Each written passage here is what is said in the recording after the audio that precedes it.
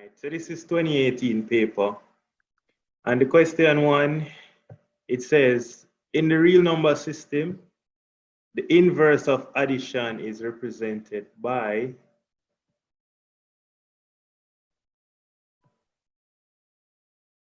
all right, so it says in the real number system, the inverse of addition is represented by, so which two numbers they add to get the identity? That's the inverse. And so that's only option B. When we add x plus x inverse, that gives you 0, and we know 0 is the additive identity.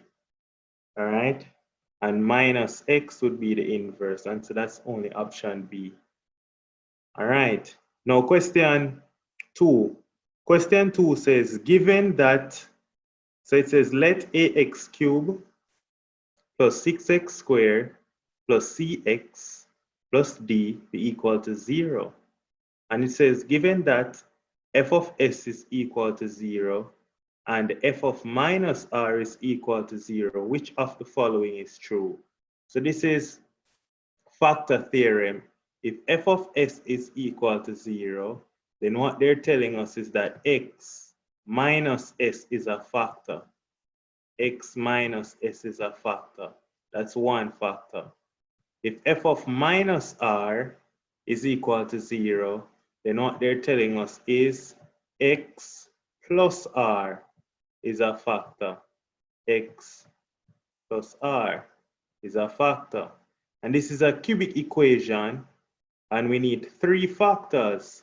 We need 3 factors for a cubic equation. All right? And so first and foremost, we have ax cubed right here. So when you multiply x by x, you get x squared. And so we need to get ax cubed right here. And so we have to multiply it by ax. We need to get ax. Ax times x is ax squared times x is ax cubed. So that's fine. Now we need to get plus d right here. The only way to get plus d right here is if we have some number right here, we can just say, call it plus p, right? This p, of course, this is where this p in reality is some negative number. How do I know that? Minus and a minus is the only way we're going to get a plus right here. All right? So this is what, these would be the 3 factors of this function. So that's what we're looking for. So it's just testing our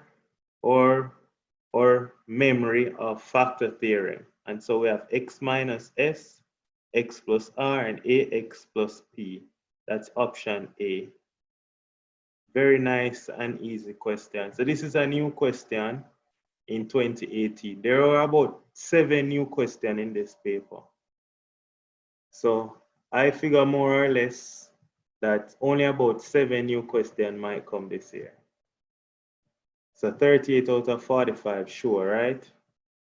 John will say. Repeat? I said John will say 7 new questions. So that no good, 38 to repeat. Sir, but who tell us I come for this, like, for no new questions? I'm coming for member questions, you know? So Okay, I get you. But say it depends on what it is. If the new questions are not hard and it's yeah, based on what I know, it's alright, so that go on. yeah, I understand. No worries. Hopefully it's gonna be some easy new question. All right. So this question 3, it says we have the root of x minus the root of y divided by the root of x plus y, and we need to express it as, it may be expressed as, so we need to rationalize it. So we're going to multiply the numerator and the denominator by the conjugate of the denominator. And so we have root x minus root y. And the conjugate of the denominator would just be root x minus root y. So we're multiplying it by itself in the numerator, and so it becomes square. In the denominator now, we're just going to have root x plus y times root x minus y.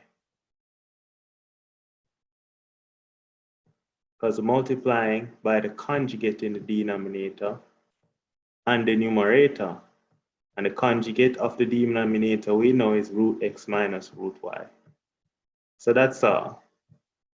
And so what we need to do now is just expand the numerator, and the numerator become root x squared is just going to give me x, root y squared. So this part is just going to give me plus y minus root x times root y times 2. So that gives me minus 2 times the root of xy. Then it's being divided by, now this in the denominator is a difference of 2 squared. A plus b times a minus b. A plus b times a minus b is a squared minus b squared. That works out to be a squared, which will be root x squared, which is x, minus b squared, which is root y squared, which is minus y. And so that is just option C. Easy question. I have a good feeling this is soft. So that's 2 new questions, and as I said, only 7 new questions came on this paper. Question 5. What's question 5? It says not P and not Q. What's that equal to? Not, was it a B? Was it? Which one? So was it B? No, this is just A. All it is remove the bracket. Oh yeah, sorry. Oh yeah, because it's not bracket. Yeah, all it is just remove the bracket. So it's just now not P and not Q. That's all it is for question 5. Easy question. Question 6. It says that given that x and y are negative integers and x is greater than y, which of the following is true? So they are negative. So for example, -1 is greater than -5. But when you square a negative number, when you square it, you get that 1 is less than 25. And so what we're seeing with negative numbers is that if x is greater than y, then x squared is going to be less than y squared. So x squared is less than y squared. That's for negative numbers, and that is option D. Easy question, soft. Agreed? Soft. Soft. Question 7. Question 7, just put this in a calculator. That's the easiest way to do this question. Just put this entire thing in a calculator. You don't even need to be using log rules. Yes, you can go ahead and say the log of 15 over 6 plus, you bring up the half and have the log of 4 to the half over the log of 25 to the half. Just put this entire thing in a calculator, right? And you're going to get 0. Just put it in a calculator. So that's all I'm going to write. I'm going to write calc to show that you just put this in your calculator. So first you can put in a calculator log 15 minus log 6. You're going to get an answer. You store that. And you just put plus 0.5. The log of 4 over 25 is 0.16, I believe. So you just put that in a calculator and that's it. No need to work that one out. Log questions to base 10, put it in your calculator. All right, question 8. Question 8 says the cubic equation has roots alpha, beta, and gamma, and it satisfies the following condition. Alpha plus beta plus gamma is equal to minus 2 over 7. Alpha beta gamma is minus 1. Alpha beta gamma is minus 3 over 7. What's the cubic equation? Cubic equation, remember, is in the form x cubed minus the sum of all the roots times x squared plus the product by 2 of the roots. I like to call it product by 2, P2. Product by 2 times x minus P3 is equal to 0. Product by 3. So what we really have now is x cubed minus, they told us now, the sum of the roots is minus 2 over 7. So it's really minus and minus to give us plus 2 over 7 times x squared. Then it want P2. P2 is minus 1. So we have minus x. Then we have minus P3, which is minus minus. That gives us plus 3 over 7. The only thing left to do now is to multiply this equation through by 7. So we get 7x cubed plus 2x squared minus 7x plus 3. So we have 7x cubed. So let's look for it now. 7x cubed plus 2x squared. A. That's A. Nice. So that's alpha. Easy question so far. So only 2 new questions out of the first 8. Everything else repeat. Easy, soft. Question 9. Question 9 says, which of the following diagrams does not represent a function? So a function, all right, so it says which does not represent, it says does not represent a function, right? Now, there's a way to test for function. This is not a repeat question. Usually this question comes this diagram and it asks you which one of them represents something like the inverse and its function. Now this is asking which of the following is not a function. How to determine a function graphically is by using a vertical line test. If a vertical line passes through any point on the graph, only at one point, then it is a function. So anywhere we draw a vertical line, it's only going to pass the function at one point. And so A is indeed a function. Anywhere we draw the line and it passes through more than one point, it is not a function. So look at option D, is a function. Option C is a function. Now look at option D. At this, if we're to draw a vertical line right here, if we're to draw a vertical line right here in option B, at this point, we don't know what this x value is, but let's say this x value is 5. So when x is equal to 5, you're getting 2 y values, y1 and y2, right? And so you can't have 5 being mapped to 2 different y values. So that's what that is literally saying. 5 is mapped to y1 and 5 is mapped to y2. But each element in the domain must map only to one element in the codomain, and so B is not a function. So this is another new question on the paper. So this is 3. So 3 new questions on the paper so far. Usually the question they ask with this diagram is something like which one represents a function and its inverse. Then that would be option C, if that was the question asked. So look out for those little tricks. You might look at the diagram and shade C, or you have to read the question to see if it's a new question. So that's question 9. So 3 new questions out of the first 10 so far. All right, question 10. There are 2 ways to do this question. They want the value of log root 6 of 36. The easy way I would say is so you can put it in a calculator. Use change of base law. Change it to base 10. So it becomes log to base 10 of 36 divided by log to base 10 of root 6. So we use change of base law to rewrite it in this way. And then we can put this in our calculator. So you put in your calculator log 36 divided by the log of root 6. And I'm getting 4. I'm getting 4. So you just put it in a calculator and it's easy. So you convert it to base 10, log to base 10, so you can easily do this question. That answer is C. Easy question, soft. All right. Question 11, it says, Which of the following statements is true?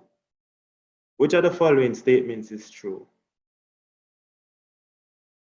I'm asking, which of the following statements is true? This is an easy question.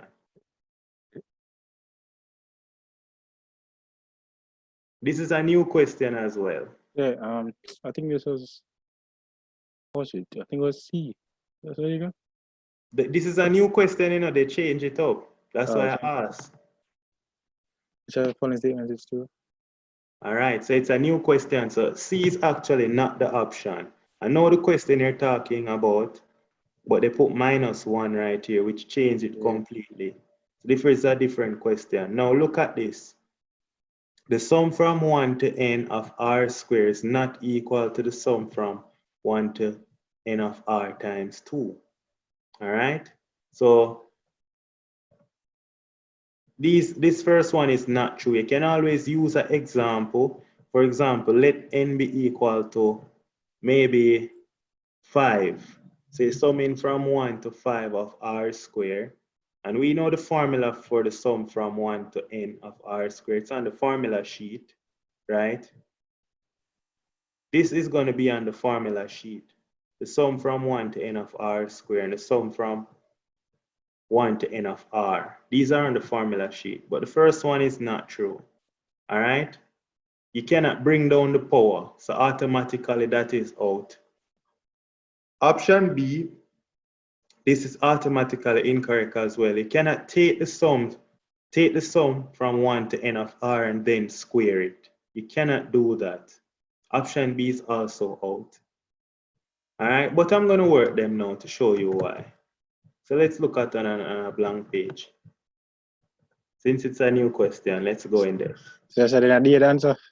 Repeat? Yes, D is the answer. So let's do y now. The sum from r equal 1 to n of r squared. What's the sum from r equal 1 to n of r squared?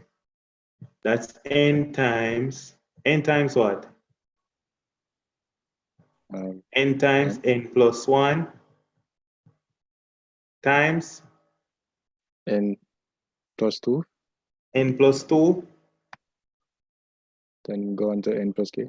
Times 2n plus 1 divided by 6. Come on, man. Don't depend on the formula sheet. Remember it, man. All right, so that's the sum from r equal 1 to n of r squared. Now, what's the formula for the sum from r equal 1 to n of r? N times n plus 1 over 2, right? N times n plus 1 over 2. That's the sum from r equal 1 to n of r. Now look at this. If I were to times this right-hand side right here by 2, and I times over here by 2, then what I'm getting is 2 times the sum from r equal 1 to n of r, end up work out to be this 2 would cancel this 2. So end up be equal to n times n plus 1. And so clearly, this sum is not equal to this sum. And so option A is out. The sum from r equal 1 to n of r squared, which is n times n plus 1 times 2n plus 1 over 6, clearly cannot be equal to n plus 1. You don't even need to work that out. So option A is incorrect. Option A is incorrect. So see it here, option A is wrong. Let's check out option B now. Option B is asking if the sum from 1 to n of r squared is equal to the sum from 1 to n of r all squared. So let's check it out. So now they're saying that this should be equal to the square of this. All right, so let's check it out.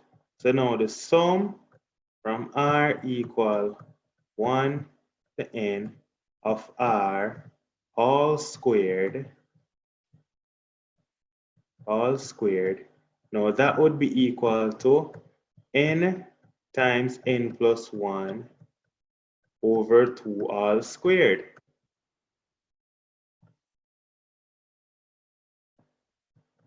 Clearly, that's not going to be equal to what's at the top right there. Because look at this, if I square it, what I'm going to get is n squared times n plus 1 all square divided by 4. Clearly now this up top right here, this and this, they're not equal. Clearly they're not equal. They're not equal, right? They're not equal to each other, clearly. And so therefore this is not equal to this. So option B is incorrect as well. So option B, incorrect. We already identified option D as the answer, but I'm just showing you why these are invalid. And as I said, this is a new question, so that's why we're emphasizing on it. We don't know how they might tweak this question, because usually the answer would be C, and they wouldn't have this -1 right here, right? So they tweak the question a little bit. They might tweak it again this year, we don't know.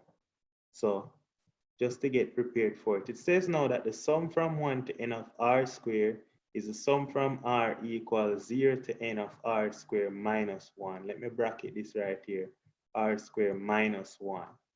Clearly, they're not going to be equal. Let me show you why. So we're saying that now the sum from r equal 1 to n of r squared, right? We want to see if it's equal to the sum from r equal 1 to n of r squared minus 1, and from r equal 0 of r squared minus 1. Now the sum of a minus b, you can break up that as the sum of the first term minus the sum of the next one right here. So we can break it up as a sum from r equals 0 to n of r squared minus the sum of r equals 0 to n of 1. Now, if you're adding 1 n times, what do you get? So you're summing 1 n times. So 1 plus 1 plus 1. You get n, you get n. You get n. So you get minus n. So this works out to be equal to the sum from r equals 0 to n of r squared minus n. Now the sum from 1 to n of r squared, this cannot be equal to the sum from r equal 0 to n of r squared. Let me show you why now. So here it is. This sum we already identified that this on the left hand side was equal to, that part is n times n plus 1 times 2n plus 1, 2n plus 1 over 6. That's what this side is, right? Now summing from 0 to n is the same as summing from 0 is the same as summing from 0 to 1 plus the sum from 1 to n of r squared minus n. Agreed? Yeah, okay, yes, sir. And the sum from starting from 0, this won't have no value. This part won't have no value. And so it does works out to be now the sum from 1 to n of r squared minus n. So it's going to be work out to all of this minus n. And so therefore these two are not going to be equal. Clearly, because we're subtracting n from this. So they're not going to be equal. And so option C is not true as well. All right. Finally, let's look at why option D is correct. Give me a second.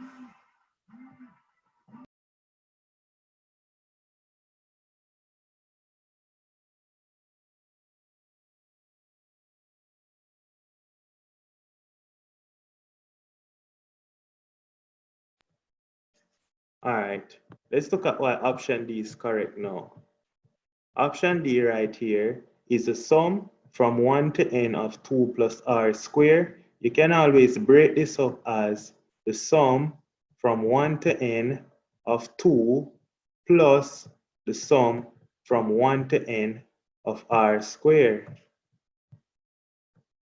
Now what's the sum from 1 to n of 2? So you're adding 2 n times. So adding 2 n times gives us 2n. So you get 2n plus the sum from r being equal to 1 to n of r squared. So that's why it's option B. So this is a new question. Usually this question wouldn't have the -1 right here. So new question, so look out for that. So they slightly change question 9, they slightly change question 11. All right, so look out for these things. Please, please look out for these things, for the slight changes.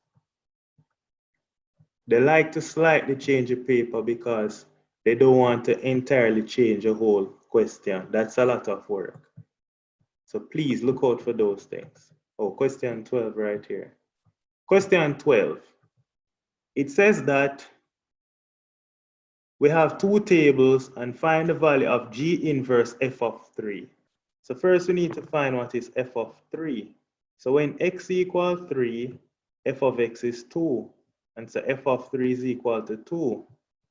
So f of 3 is when x equals 3, we're getting f of x is 2. And so now we need to find G inverse of 2. Now G inverse of 2 is the same thing as asking us to find when is G of x being equal to 2. So this statement can be rewritten as G of x being equal to 2. Now which value of x gives us G of x be equal to 2? This is when G of x is equal to 2. And the x value that gives us G of x being equal to 2 is 5. And so x is equal to 5. And so therefore G inverse f of 3 is 5. So that's option C. Easy question. Soft. The capital T. Nice. Question 13. Question 13 says that find the values of x that satisfy the inequality. The modulus of 2x minus a is greater than the modulus of x. So I'm going to need a little more space right here. We want when the modulus of 2x minus a is greater than the modulus of x. This is another repeat question. So we want when the modulus of 2x minus a is greater than the modulus of x. That's what they're saying. So first thing we have to do, of course, is square both sides. Squaring both sides, we're going to get 2x minus a all square is greater than x squared. That's what we're saying. So it becomes first term square, which is 4x squared, twice the product of the two, which is minus 4xa plus the second term, which is plus a squared, and that's greater than x squared. So what we're going to have to do now is to bring x squared over to the right hand side to get 3x squared minus 4xa plus a squared is greater than 0. That's what we're going to get. And so what we need to do now is factorize. So factorize, and it's greater than 0. Now we have a squared right here, and so clearly it has to be a and a. Now it's plus right here. The only way for it to be plus is if it's 2 plus or 2 minus. But since we have a minus here, more than likely it has to be 2 minuses. So then we have 3x and x. So that's how we factorize it. And so the next best thing to do is sketch it on a graph. I like when we sketch it on a graph. It gives you a clear idea of the solution region that we want. It's a quadratic, and if you were to solve this being equal to 0, you would observe that the roots are when x is equal to a, that's the root, and the other root is when x is equal to a over 3. All right. Now what they want is when the product is going to be greater than 0. The quadratic is greater than 0 when it is above the x-axis. So this is the solution they want that is in black, where the function is above the x-axis. The function is above the x-axis for these values right here that I'm going to put in green. I'm going to shade it. This is the part of the curve that's above the x-axis. And that part clearly is when x is going to be less than a over 3, and when x is going to be greater than a. So that's the answer. When x is less than a over 3, and when x is greater than a. So x is less than a over 3, and x is greater than a. Easy, soft, the capital T. That's question 13. Question 14 is another repeat. So it says that what's the general form for a cubic equation? We mentioned that already. It's x cubed minus the sum of the roots. We said that x cubed minus the sum, we'll call it s, x squared plus p2x plus p2x minus p3 equals 0. So we're looking for that form, x cubed minus alpha plus beta plus gamma x squared. It's supposed to be plus, so this one has the plus alpha beta plus alpha gamma plus beta gamma x minus alpha beta gamma. So it is option B. Should be in this form, right up here. Easy, soft. All right, question 15. Question 15 is also an old question. It says the statement, the negation of P or not P and Q is logically equivalent to what? So to do this question, first and foremost, we're going to have to use distribution law to get the negation of P. Using distribution law, we get P or not P and P or Q. That's what we get when we use the distributive law. So think of this as times and this as plus. Then it would be this times this plus this times this. All right? So that's how you do it, like it's, think of it as operators. So now that's equivalent to the negation of, now, here's the trick part. P or not P is true. Why is it true? Imagine I say,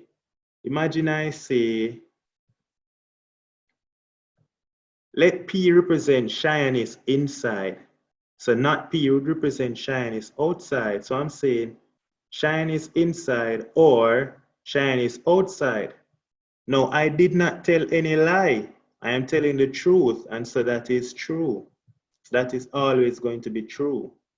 So that is true. So P or not P is always true. That's a tautology.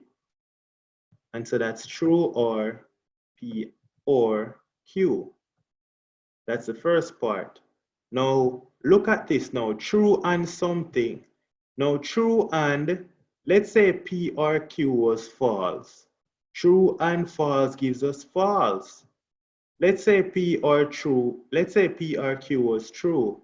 True and true gives you true. So notice that this result inside this big bracket depends on what's inside this small bracket. And so because it depends on what's inside this small bracket, all of this what's inside the big bracket is going to just work out to be P or Q. Because the overall results depends on P or Q. As I just said, if P or Q is false, then this whole statement is false. If P or Q is true, then this whole statement is true. And so this works out to be P or Q. Now the negation of P or Q is not P and not Q. Not P and not Q. So that's our final answer, which seems to be option D. So from module 1, we only had 4 questions repeating. That's from module. We had 4 new questions rather, and 11 questions repeating from module 1. Sorry, so Nice. also, sorry, why do you say when you're doing thing you distribute it? Yes, you use distributive law. That's the first, that's the start of the question. So Think where about is it this way. Let me show you. I'm just going to do something right here. Distribution law. Let's say I had -5 times -5 times, let me not even say -5, let's use 5. Let's put the negative on the outside. Negative bracket 5 times in bracket 3 plus 2. How would you distribute this? Think of it this way. You distribute it by saying, put back the negative on the outside. It works out to be 5 times 3 plus 5 times 2. Agreed? yeah? Exactly. So that was the first step. So this part works out to be P or not P and P or Q. Agreed? Oh, so times the P times that then the P times. Okay. Oh, yeah, I'm seeing now. So Actually, you just have use two P this. in a say. Repeat? Oh, actually, you have two P, but they kind of confused, but yeah, I'm seeing now. Yeah, that's all. So think of the or as times and the and as plus. So just use distributive law to get this answer. I didn't just keep the sign. So that's it. Just always think of distributive law if you get a question similar to this one. If it's not the exact same. More than likely it's the exact same. Wait, and is there a reason why the and in the middle? The and in the middle, Yeah. because it's distributive law. So just Remember, use. as we said with distributive, it would be 5 times the 3 plus then the 5 times the 2. That would be distributive law, right? Because 3 plus 2 is 5. 5 times 5 is 25. 5 times 3 is 15. Plus 5 times 2, 10. 10 plus 15 still give us the 25. So that's the distributive law. That's the rule. Oh, okay. Right? So we've learned that from what? Grade 8. That's the rule in grade 8. Same rule apply right here. Right? Same rule. It's the same rule. They don't change it. Grade 8. And it's on Cape paper. Imagine that. Easy. Soft. All right. So now they said a circle. Now this is a new question. It says a circle is defined as x plus 2 all square plus y square. Oh, you know what? I should have been writing n to represent new question. N represent new question, meaning they haven't come on any of the previous years. I'm going to just write them as I do them along. N stands for the new questions. N. I'm just writing the new questions so that when you're going back through them, you have those points of references for all the new questions. There are 8 of them I counted at the start. Number 2 is a new question. Where else? Number 4.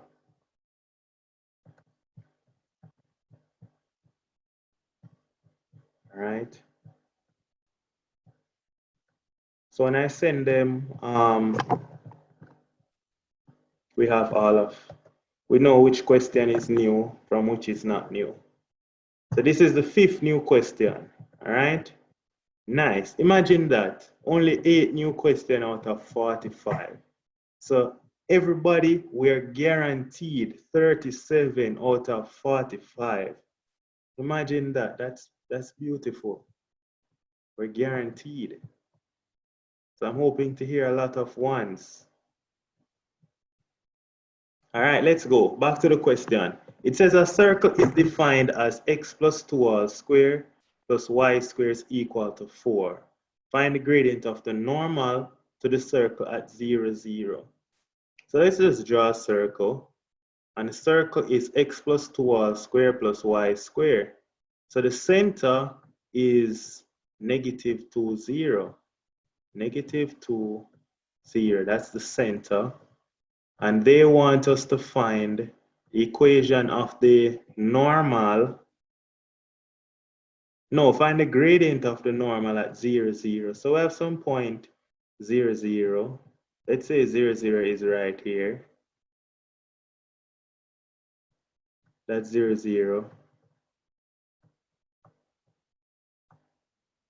I don't even need to work it out. So this would be the tangent. Look at it. This would be the tangent. That's a tangent, a straight line. The gradient of a straight line is infinity. This would be the normal. So the gradient of the normal is 0. The gradient of the normal is equal to 0 because it's a horizontal line. Once it's a horizontal line, it's 0. But let's say you wanted to just do the calculation. The gradient of the normal would be equal to y2 minus y1, which is 0 minus 0 over x2 minus x1, which is 0 minus minus 2. 0 minus minus 2. Either way, you're going to get 0. So the gradient of the normal is 0. And that's a new question. Very easy. So once you draw a sketch, you would see that it's a horizontal line, and so the gradient of the normal is 0. Otherwise, you can calculate it, and you're going to get 0. That is the gradient of the normal. Easy. So that's the 5th new question. Question 5. Question 17, rather. Question 17, repeat question. What is the value of sine pi by 2 minus p? So it is, we're going to use the sine compound angle formula. So it's sine pi by 2, which is 1, times the cosine of p minus, so sine pi by 2 cos p minus cosine pi by 2. The cosine of pi by 2 is 0 times the sine of p. And so what we end up just get is the 1 times the cosine of p, which is the cosine of p. Cosine of p, that is alpha. Easy, soft. Next question, moving right along. So question 18, it says the line through the points P is K and 2 and Q is 6 and 8 is parallel to the line with equation 3x plus y minus 21. Find the value of K. So first and foremost, put this in its standard form. This line in its standard form is saying y is equal to 21 minus 3x. 21 minus 3x, that is what they are saying. 21 minus 3x. Easy, soft. 21 minus 3x. That's what they're saying. So since I said that y is equal to 21 minus 3x, right? And they said that the line that passed through the point P and Q is parallel to this line. That means that the gradient of PQ is equal to the gradient of this line. So the gradient of PQ is equal to the gradient of this line, which is negative 3. Now, how do we find the gradient of a line? The gradient of the line PQ is the y value at Q minus the y value at P over the x value of Q minus the x value at P.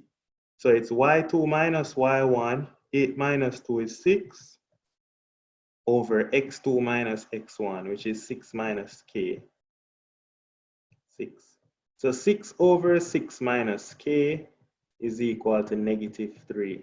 Now guys, now listen to this now. Now, Many of us would decide to cross multiply, but when you're doing a multiple choice, try to do it in the shortest possible way. Think about it this way. 6 divided by -2 give you -3. And so the denominator has to be -2. And so 6 minus k is equal to -2. If 6 minus k is equal to -2, therefore k must be equal to 8. Because 6 minus 8 would give you -2. So that's a short way to do it instead of cross multiplying. Easy, soft. That's question 18. Question 19. Let's have a crack. All right, it says the gradient of the straight line perpendicular to 3x plus 2y plus 4 is. So now this is a new question again. So I want to write n. This is a 6th new question. It says the gradient of the straight line perpendicular to 3x plus 2y plus 4. First and foremost, put it in its standard form so you can identify the line they're talking about.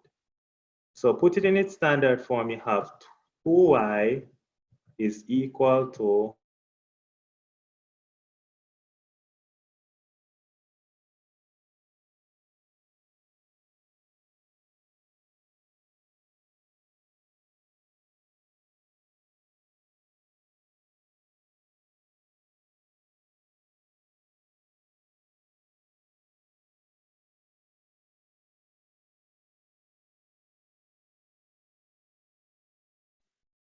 Sir?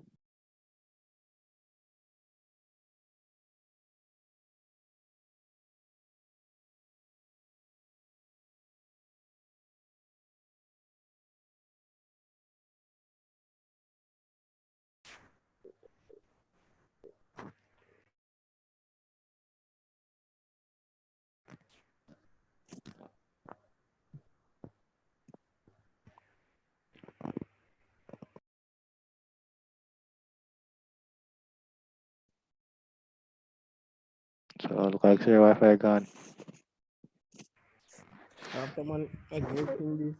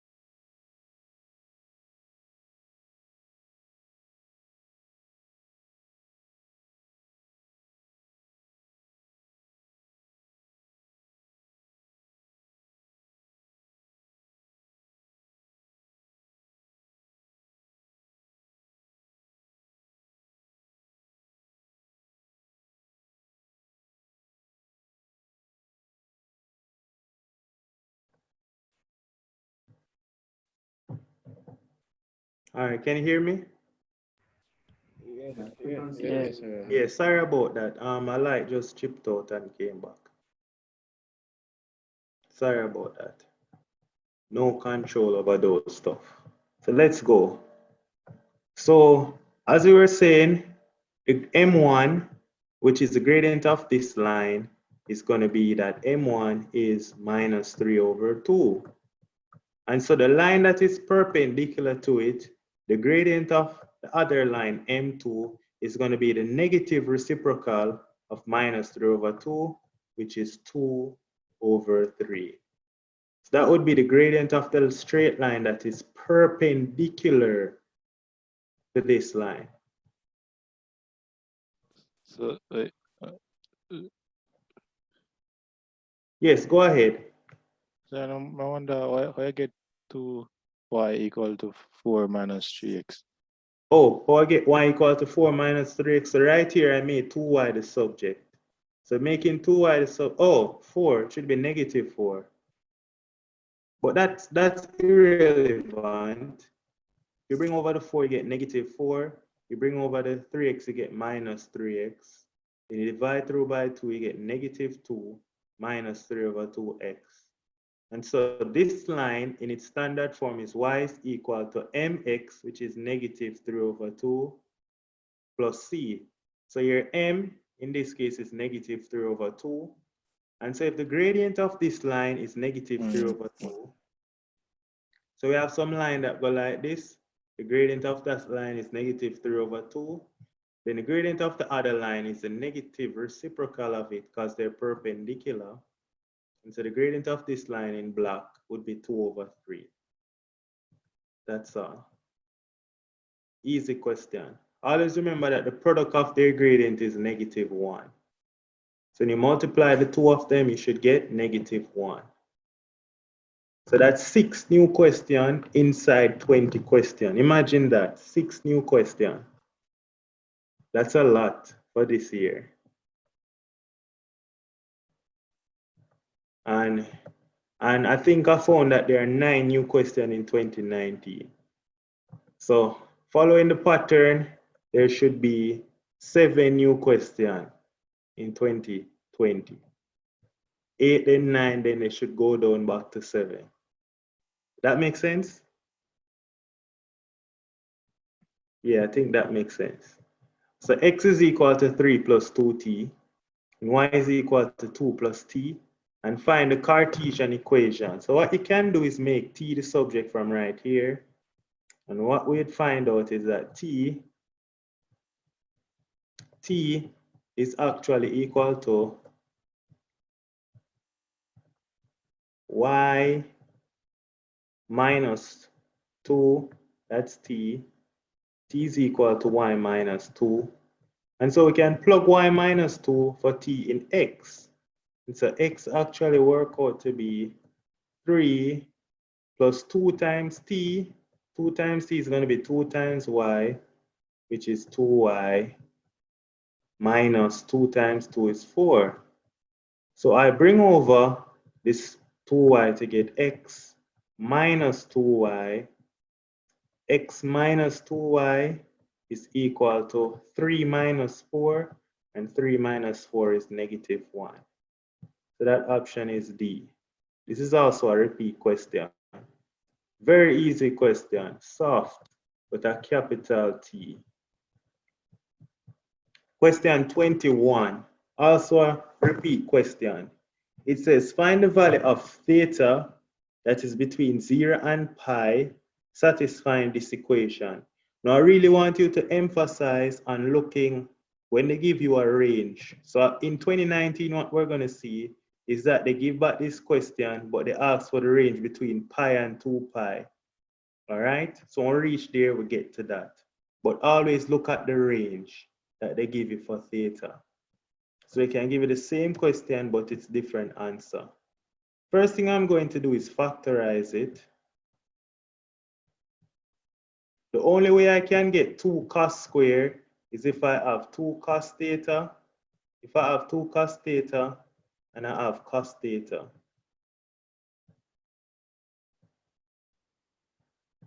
That's the only way. And I have 2 right here, right? So I can have 2 and 1. So I can put 2, I can put 1. And I need the middle one to be 3. So I'm going to put a plus 2 right here and a minus right here. So 2 cos times cos give me 2 cos cubed. 2 cos times 2, that give me 4 cos theta minus cos theta is 3 cos theta. And so this factorization is right. So from this side, what I'm getting is that cos theta is equal to a half. Cos theta is equal to a half. And over this side has no solution. This part has no solution. NS means no solution. It has no solution because there's no way cos theta plus 2 can be 0. Because cos theta cannot be negative 2. Because cos is always between 1 and negative 1. So this is the only one I'm solving. I'm solving cos theta equal a half. And so if cos theta equal a half, then theta is cos inverse of a half, and cos inverse of a half, I believe, is pi by 3. The cos of 60 is a half, yes, pi by 3. So that answer is C, which means 2EZ. That's C. Easy question. Soft. Question 22 is another repeat question. So it wants cot x plus tan x. So let's work it out on a fresh sheet of paper. Cot x plus tan x. So we want cot x plus tan x. Cot x plus tan x. First and foremost, cot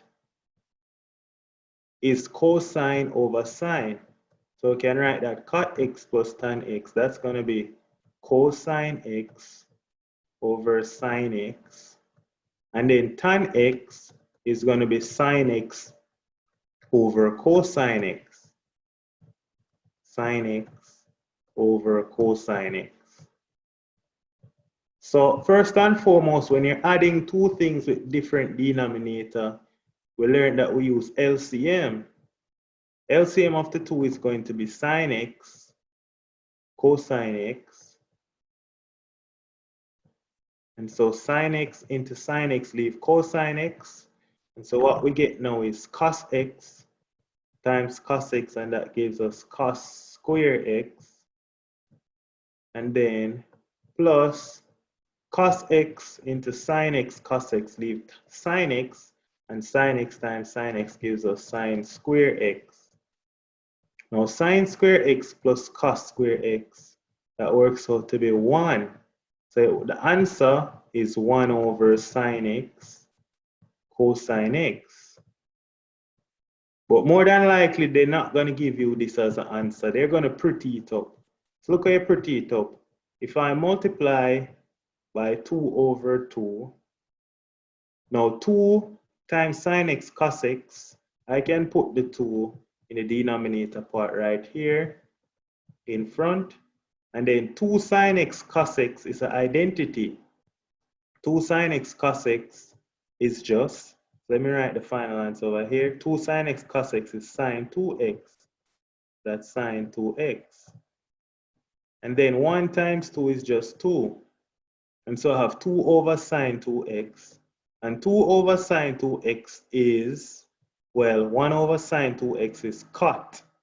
Not cot, cosec, sorry. 1 over sine 2x is cosec. And so I get 2 cosec 2x. 2 cosec 2x. And that is going to be that option right there, 2 cosec 2x, which is option A. Easy question, soft. Question 23. Question 23 is asking us to find the minimum and the maximum values of 1 over 2 plus sine theta. All right, so I always like to start with this saying. I always say that the sine of theta, I like to use inequalities. The sine of theta is always between 1 and negative 1.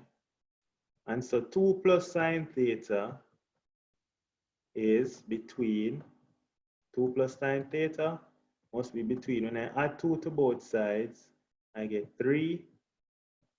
Add 2 right here, I get 1. Now, if I take the reciprocal now, if I take the reciprocal of this right here, I'm getting 1 over 2 plus sine theta. 1 over 2 plus sine theta is going to be between 1 over, well, whenever you take reciprocal, you switch the sign. So if it's this way, if it's less than, it becomes greater than. So you flip it. Now 1 over 1 is still 1. So write 1 over 1. Then when I flip it, I would get 1 over 3. And so therefore, what it's saying is that this right here is less than or equal to 1, and so the maximum is 1. So the maximum is going to be 1, and the minimum, maximum equal 1, and the minimum is going to be equal to 1 over 3. So that's what we're looking for, a maximum of 1 and a minimum of 1 over 3. And that is option C. Option C. Easy question. Question 24. Question 24 is asking us, it says the vector u has a magnitude 4 root 5 and is parallel to 1 minus 2j. A unit vector parallel to u. A unit vector parallel to u. Now a unit vector parallel to u. Now what is a unit vector?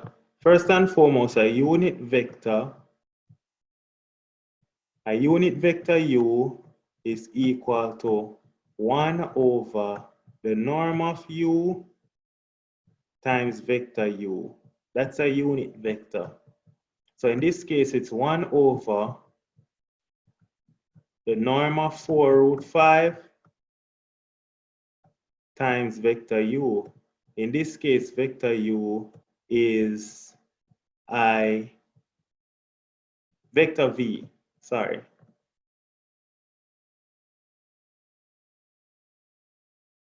I minus 2j, I minus 2j. So that would be the unit vector. This would be the unit vector u. But listen what the question asked. It did not ask for the unit vector of u. The question asked for a unit vector parallel to u. So this would be u, this would be the actual unit vector of u, but they want a unit vector that is parallel to u. It has to be parallel to u. And it has to be a unit vector at the same time. So it needs to be a unit vector and it needs to be parallel to u at the same time. Now, how do you know if it's a unit vector, right? So I'm just going to write this on the white screen right here. If I have a vector, let's say I have some vector u, right? And I tell you that vector u is equal to a over b times I plus j. How would I know if u is a unit vector? U is a unit vector. So the hat right here, this symbol means unit vector. It's a unit vector if this happens. So it's a unit vector if and only if I were to work out the magnitude of this, I would say then that a over b all square plus a over b all square, and I take the square root of it, that should be equal to 1. The length of a unit vector, as the word suggests, unit means 1. And so all it really requires you to do is check which of these is going to have a magnitude of 1. I'm speculating it's option D, but let's check it. They're going to have 1 divided by the root of 5 squared plus, that looks like minus 2 over the root of 5 squared. This is 1. Yes, the answer is D, option D. So when you were to, if you're to take the modulus of this to find the length of this is going to be 1 over the root of 5 square plus minus 2 over the root of 5 square, and then you take the square root. And when you work that out, you're going to get that it's equal to 1. If the length is equal to 1, then it's a unit vector. So this would have been the actual unit vector u, but we don't need to know the actual unit vector u. We only want to know a unit vector that is parallel, right? So that would be it. The answer is D. All of them are parallel, but only one of them has a magnitude of 1. And so that one is the unit vector. Is that clear? Yes, sir. All right, that's question 24. Easy, soft. Question 25. It says y squared is equal to x plus 7 and xy is equal to 6. They intersect at 3 points. Find the coordinates of these points. Find the y coordinates. So they only want the y coordinates. So it's simultaneous equation. Y squared is x plus 7. So let's write that down. Y squared is x plus 7. Y squared is x plus 7. And then they tell us xy is equal to 6. Well, for me, this is kind of, I would make x the subject right here because it looks like the easiest one to make the subject. I don't like to have y squared the subject because then I would have to do some square rooting. So I'm going to make x the subject and say x is equal to y squared minus 7. Now that looks easy to work with. So I'm going to substitute into this equation right here. So I'm going to have x is now y squared minus 7 times y is equal to 6. When I get to this part, what I'm going to have now is y cubed minus 7y minus 6. Because I'm going to bring over the minus 6 is equal to 0. So now I end up have a cubic equation. So now I have a cubic equation and I need to solve for y, right? It takes, so clearly, look how we're going to factorize it. I know that in order for it to be 6, it has to be, let me tell you why it has to be 3 to 1, 1. 3 to 1, 1 are the only 3 number when I multiply it that I'm going to get 6 right here. 3 and 2 are prime numbers, of course. So 3 to 1, 1. Then I have to have y, and y. Now the signs are what can be tricky. I know that 2 of them has to be plus and 1 has to be minus. How do I know that? This sign right here tells me that when I multiply the 3 of them, I get a negative 6. So something in here has to be negative. So I'm going to put plus, minus. Let's look now. Y times y give me the y cubed. 1 times 2 times minus 3 give me the minus 6. This is indeed correct. So you can actually factorize cubic by observation. Instead of using the trial and error method, you can do it by observation, right? That's how you do it by observation. You look at the first term, which 3 would give you that. You look at the last term, which 3 will give you that. And you write it down accordingly.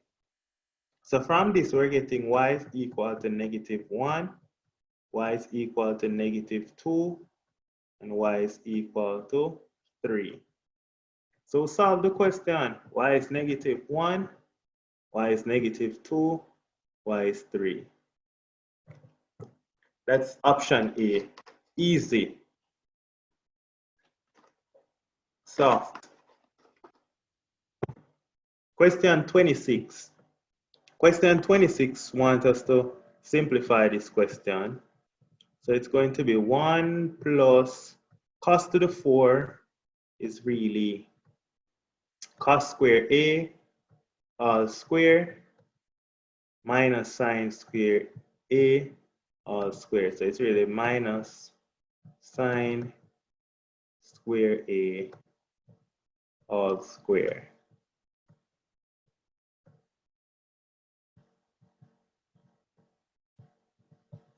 That's what we have. Now cos square A minus sine square A works out to be the difference of 2 square. So it's going to work out to be equal to 1 plus, in bracket, it's going to work out to be now cos square A plus sine square A, cos square A plus sine square A, times cos square A minus sine square A. Now cos square A plus sine square A, that's equal to 1. So since cos square A plus sine square A is equal to 1, all of this just works out to be 1 plus cos square A minus sine square A. 1 plus cos square A minus sine square A. Now cos square A minus sine square A is cos 2A. And cos 2A is equivalent to 2 cos square A minus 1. So all of this is working out to be 1 plus 2 cos square A, 2 cos square A. So this is where knowing the identity comes into play, 2 cos square A minus 1. Now 1 minus 1 only leave 2 cos square A. So the answer is just 2 cos square A. Easy, soft, with a capital T. Question 27. Question 27, it says, find the general solution of 2 theta is equal to sine pi by 6. Now sine pi by 6, well, first and foremost, what some people would say is that the signs cancel. And so solving this question, we're actually just solving when 2 theta is equal to pi by 6. If you want to look at it that way. So we're solving when 2 theta is equal to pi by 6. But now we know something about sine, right?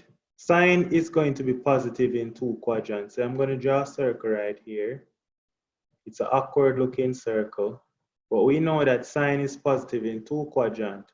So if in this quadrant where the angle is equal to theta, in this quadrant it is equal to pi minus theta. And sine is positive in this quadrant as well. So these are the 2 quadrants where sine are positive.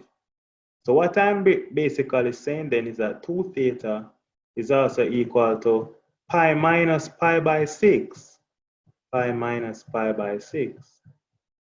And so if you were to divide by 2 now, what we're actually saying is that theta is equal to, well, pi over 6, that's 2 theta, but it's also plus 2n pi.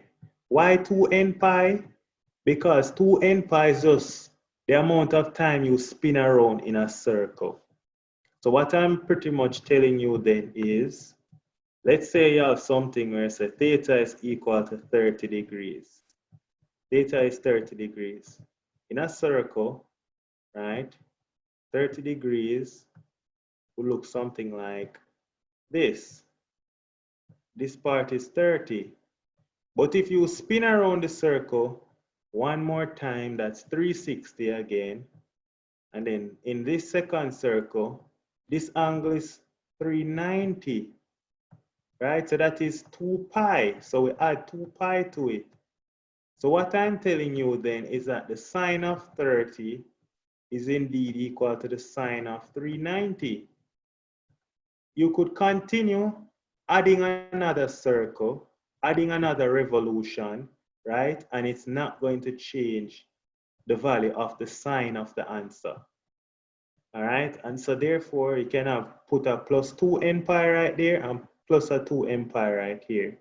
So you divide by 2, you're going to get that sine is equal to pi by 12 plus 2 divided by 2 leaves just n pi. This part now, pi minus pi by 6 is 5 pi by 6. Divided by 2 is 5 pi by 12. This works out to be 5 pi by 12 plus n pi. So looking for pi by 12 plus n pi and 5 pi by 12 plus n pi. That looks like option B. Easy question, soft. All right. This is another repeat question. Question 28. So only 6 questions so far. There are 2 more fresh questions. They're going to be in module 3. Question 28. It says a circle has center minus 1, 1. And they want the equation of the tangent to the circle at 0, 3. So always draw a circle to see what they're saying. You have the center minus 1, 1. Minus 1, minus 1. You have some point on the circle 0, minus 3. At some point 0, minus 3. Right? And they want the equation of the tangent. The only way we're going to get the equation of the tangent is if we find the equation of the normal. So first we need the gradient of the normal. The gradient of the normal would be y2 minus y1, which is minus 3, minus minus 1, which is minus 2, over x2, which is 0 minus minus 1, which is 1. And so the gradient of the normal is minus 2. If the gradient of the normal is minus 2, then the gradient of the tangent is equal to a half. That's the gradient of the tangent. So we're looking for an option with gradient being a half. That is option B. Because we didn't need to find the equation since all of them have minus 3, right? So we just need to find the gradient of the tangent, and then that's y is equal to a half x minus 3. Easy question. Soft. All right. Question 29. Question 29 is asking us to find the cosine of the angle between the vectors minus 6j and I plus j. So let's call the angle theta, right? Just to call the angle theta. What we then know is that the cosine of theta is equal to the dot product of the 2 vectors. I'm going to call them A and B. A dot B over the norm of A times the norm of B. Norm of A times the norm of B. That's the cosine of theta. And so what we're getting now is that the cosine of theta is equal to the dot product of, this is really 0, negative 6, 0, minus 6, dot product of, this is really vector 1, 1, over the norm of 0, 6 is going to be 0 square plus minus 6 square, square rooted. That's going to give me 6. Then I'm going to have the square root of 1 square plus 1 square, which gives me the square root of 2. And then the dot product works out to be 0.1 is 0, minus 6.1 is minus 6. So the cosine of the angle is minus 6 over 6 root 2. And then you can divide through the numerator and the denominator by 6 to get minus 1 over root 2. Easy. All right. Question 30. Now here is the first new question, but it's not for module 3, it's still module 2. So here's the 7th new question. It says x is equal to sine t plus 2 and y is equal to cosine t plus 2. Find the slope of the tangent. So this is a new question. It wants the slope of the tangent at t equal pi by 4. The slope of the tangent is asking for dy by dx when t is equal to pi by 4. So we're going to have to use chain rule to find dy by dx. So just to continue, n stands for a new question. Dy by dx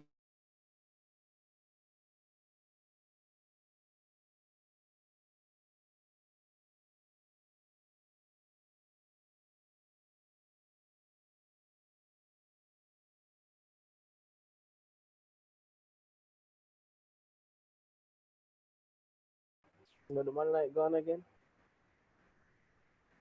Look so.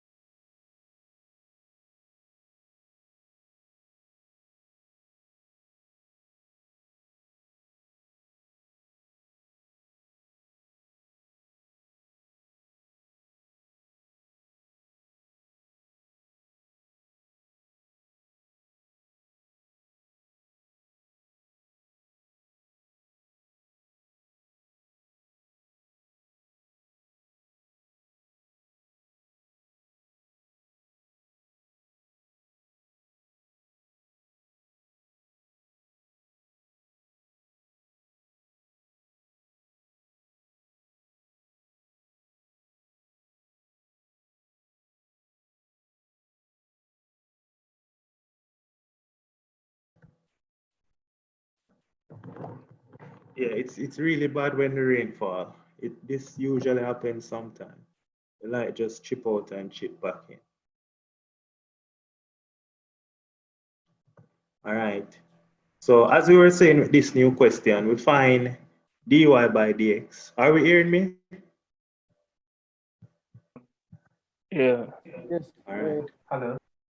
All right. So we find dy by dx now. So it's dy by dt, dy by dt. So differentiate y with respect to t. When you differentiate cos, you get minus sine. So this works out to be equal to minus sine t times Good afternoon, sir. greetings.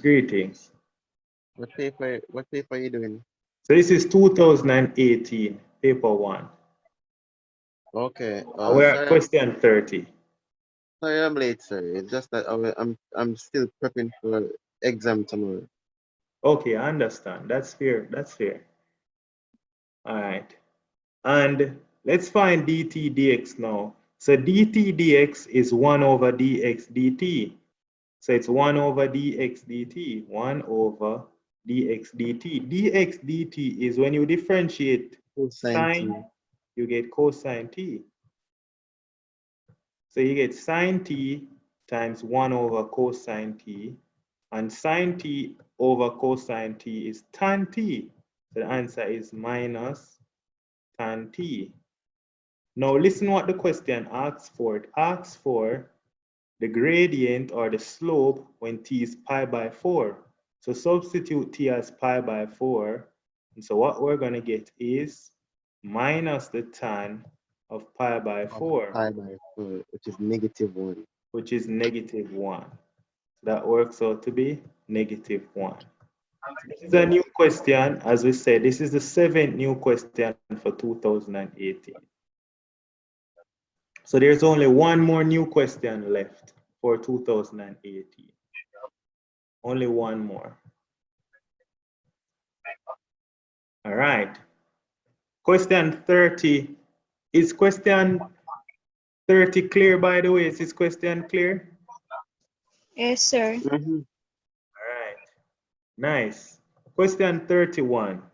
It says, from the diagram above, which of the following statements are true? So, from the before we even look at the options, first thing I can tell you is that this is 1. And so f of 1 is going to be greater than k. Clearly. So 2 out of it. So f of 1 is greater than k.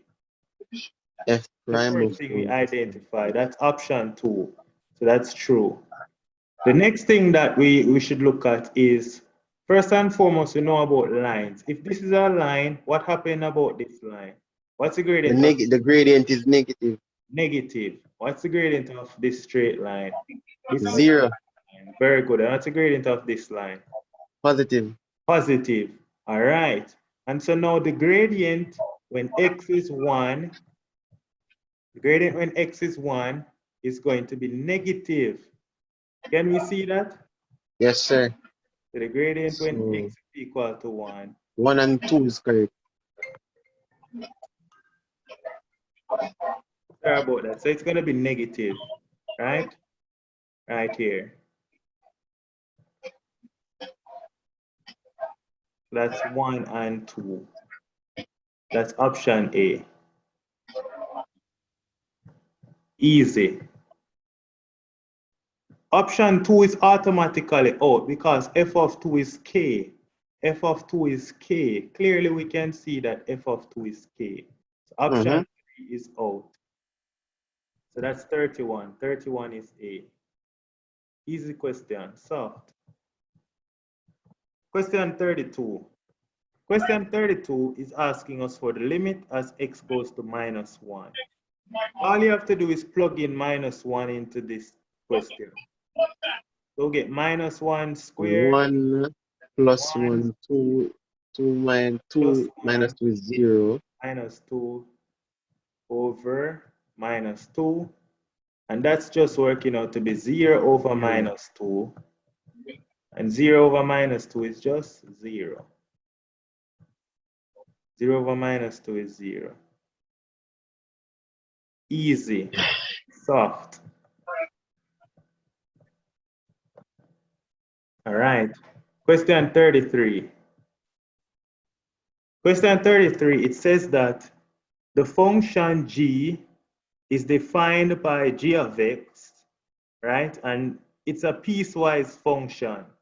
So it asks for what is the value of p to make the function continuous. So first and foremost, if the function is continuous, then Then the g of limit. 3 is going to be equal to the same on both sides. So what we're pretty much saying is that 3p plus 2 is equal to 3 times 3, which is 9 minus 1. So what we're saying then is that 9 minus 1 is 8. 8. And then we bring over the 2. 8 minus 2 is 6. And so what we're saying is that 3p is 6. And so p is equal to? 2. P is equal to 2. All right. So this is a question that came from 2017. So it's a repeat question. This is 2017. It's not new. So P is equal to 2. Easy, soft. All right, question 34. Question 34 is a question they took from Unit 2 past paper. This is a Unit 2 question, but no worries, we know what to do. So they're asking us to integrate cos square x over 4. But they give you this, cos 2x is equal to 2 cos square x minus 1. So let's use that first and foremost. They say that cos 2x is equal to 2 cos square x Minus 1. minus 1. Very good. So all we need to do is make cos square x the subject. Making cos square x the subject, we'll bring over 1 and divide by 2 to get that cos 2x plus 1 divided by 2, that's cos square x. That is going to be your cos square x. But now in the question, they don't have cos square x, they have cos square x over 4. So look what we're going to do. We're going to change the x to x over 4. So cos square x, I put big X over 4 is equal to, I can factor out the half, right? I can write it's a half times in bracket. This x also become x over 4. So it becomes the cos of 2 times x over 4. X over 4 times 2 is x over 2 plus 1. So it is a half. So it's a half cos x over 2 plus 1. So now the integral of cos square x over 4 is equal to the integral of a half cos x over 2 plus 1. All right? So that's what we have. So we integrate that now. So we integrate this now. Easy question. So the integral of this side is the integral of this side. So let's integrate the half of 1 first. All right, because we know when we integrate this, it's going to be equal to a half of the integral of cos x over 2. When we integrate cos x over 2, what do we get? Let's just write it. Minus sine x over 2. Nice. So we're just going to write though a half the integral of cos x over 2.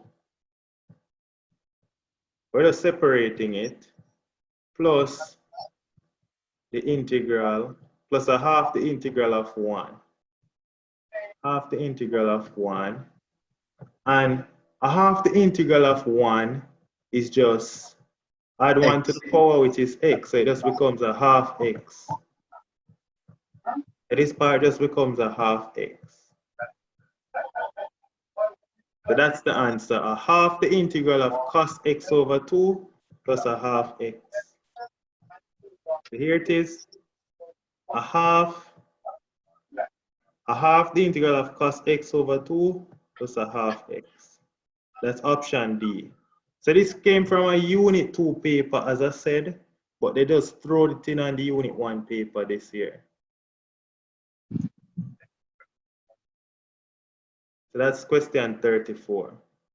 Question 35 is a question that comes every year, to use the quotient rule. Oh, I think the answer is A. Yeah, it is A. Easy question. So just use quotient rule to say y is equal to, we start with the bottom, 3 minus 4x, times the differential of the top. When you differentiate x minus 6, we get 1. 1 Minus the top, which is minus x minus 6, bracket, times the differential of the bottom, which is negative 4, over the bottom square, which is 3 minus 4x all squared. So from very young, I always tell so most teachers are going to tell you u over v, and so it's v du minus u dv over v squared. I found that it was more interesting for me to remember. My brain is a little different, but what I find to remember this is, say you start with the bottom, so you just write by the bottom, times the differential of the top minus the top, times the differential of the bottom over the bottom square. You start with the bottom and end with the bottom square. And I found that to be easy to remember. Easy. So that's the derivative of y. So let's simplify it. So dy by dx is equal to, when we expand this, we get 3 minus 4x. And then the minus x times minus 4x, that become plus 4x. 4x minus 4x becomes 0. 3 times 1 is 3, minus 24. 3 minus 24 is minus 21. And that's how we get alpha.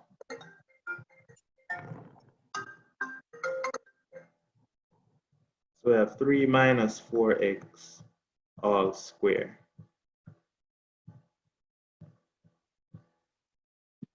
That's option A. Easy question. All right. Question 36. Question 36. It says 30. Answer boy. So this is another repeat question. Yes, so a rod is heated and they want the rate of increase of this rod, and they call the rod L, the length of the rod L. So we need to just find dL by dt. By dt, which and is so dL by 10t. dt is equal to 10t, and they will put in t equal 3. When t is equal to 3, we get 10 times 3. 10 is 30. 10 times 3 is 30. You couldn't get another easier question on the paper. Easy, soft, the capital T. That's question 36. Question 37.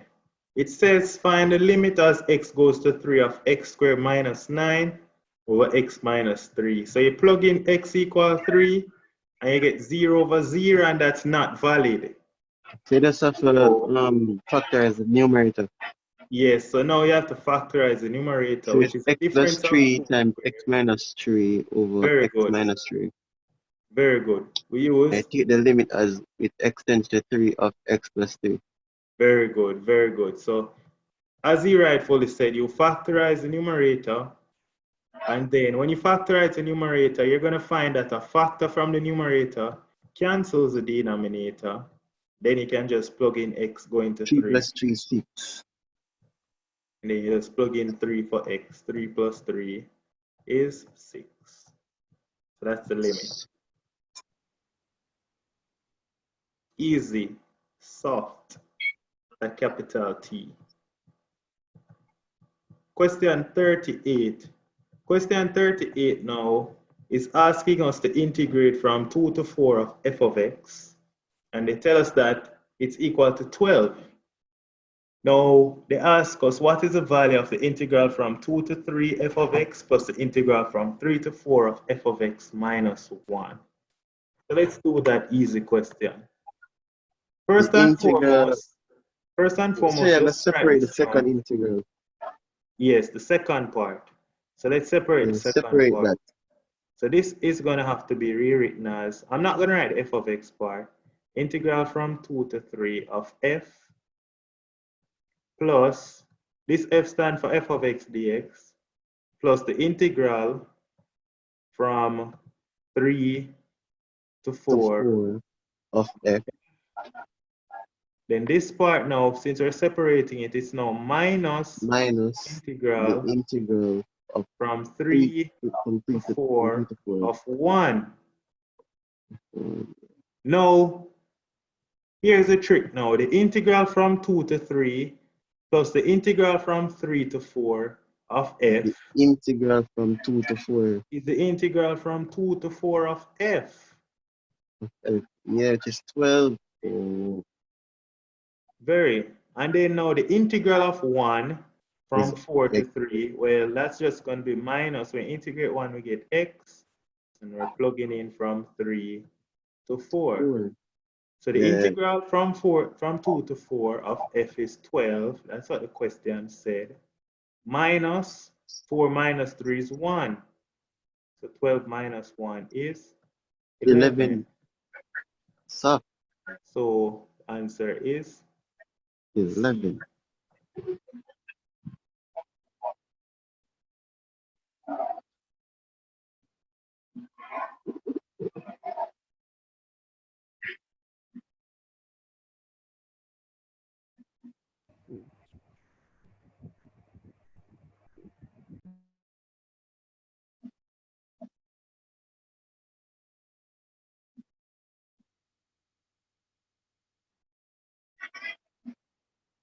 Sir?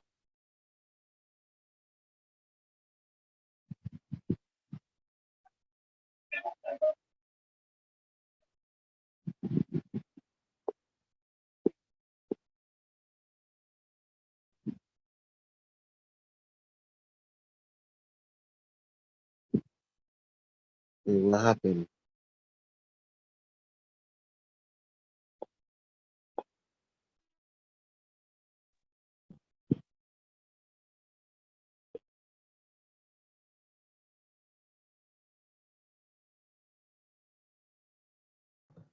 my apologies. My apologies. Usually this happens whenever it is raining very frequently. Whenever it's raining frequently and heavily, my light tend to chip out and chip back in. All right, so let's just finish up. We're saying f prime of x is the integral of 6x. And if it's the integral of 6x, the integral of 6x is add 1 to the power divided by the power, that's 3x squared, plus some constant c. Now this constant c is going to be equal to 0, since they told us that f prime of 0 is 0.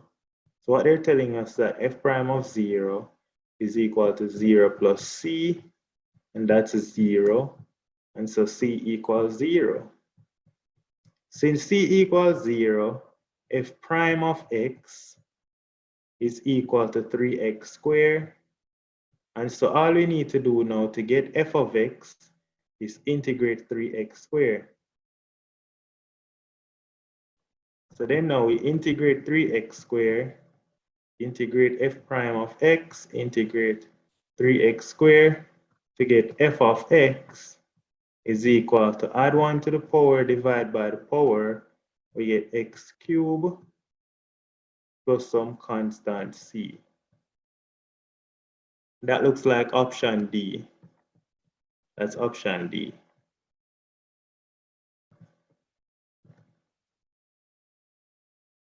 Easy, soft. So we have 5 more questions to go. So far, yep, So we've done the 8 questions, the 8 new questions. So these are all repeat questions. Shouldn't take us any time now. When you integrate sec square, you just get Tan tan x. x. So it's integral of tan x from 0 to pi by 4. The tan of pi by 4 is 1. 1. So the answer is 1. Because we get tan of pi by 4 minus the tan of 0, but the tan of Tan 0 of 0 is 0. very good. Easy, soft. Question 41. It says, it gives us a curve and asks for the gradient of the normal to the curve when x is 2. So this is what we have. This is at x equal 2. This would be the tangent at x equal 2. And they don't want the tangent, they want the gradient of the normal. In order to find the gradient of the normal, we first need to find, let me put the normal in black.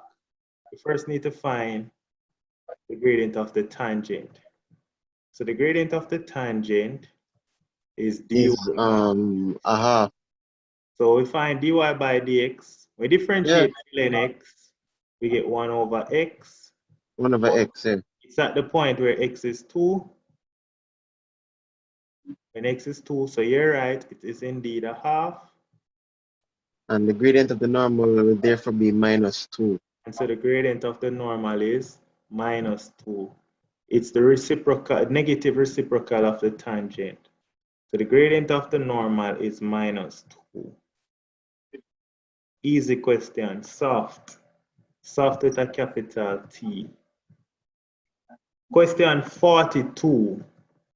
Question 42 says, Boy. of a circle is increasing at a rate of 0.1 centimeter per second. At the instant when the radius is 3, the rate of increase of the area. So they want the rate of increase of the area. So they want dA by dt. That's what they want. Now dA by dt is equal to dA By dr times dr by by dt. dt. So using chain rule again, chain rule is very powerful. Now area, what is area? Area is equal to Pi r squared. r squared, because it asks for area of the circle.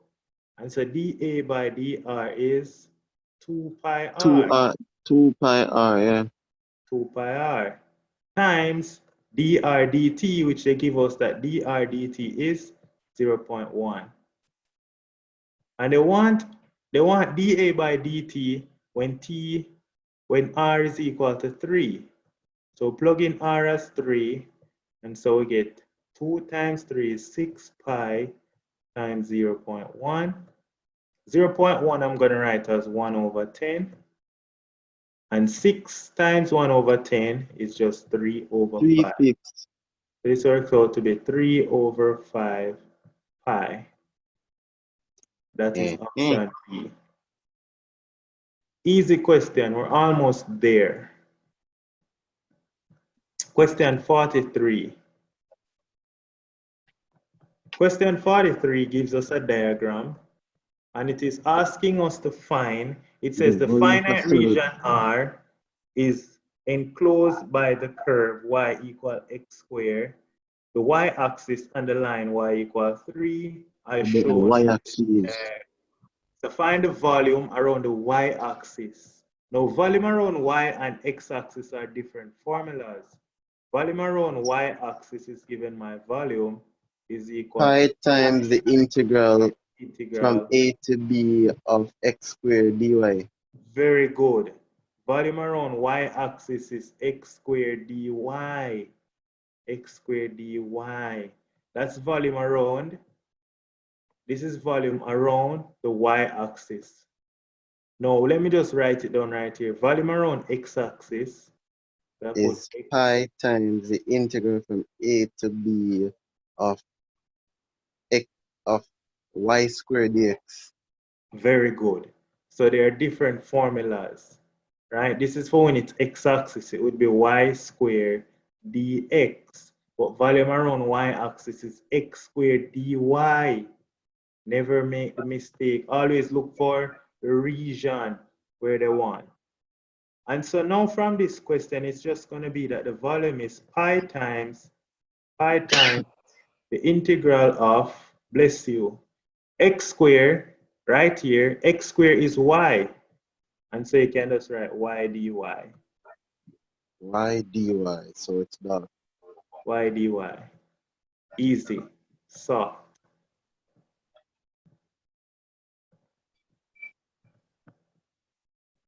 y dy says x is less than y, and we know this x minus y is always greater than or equal to 0 for modulus. But because x is less than y, then it has to be done just strictly greater than 0. Nice. Good observation. Easy.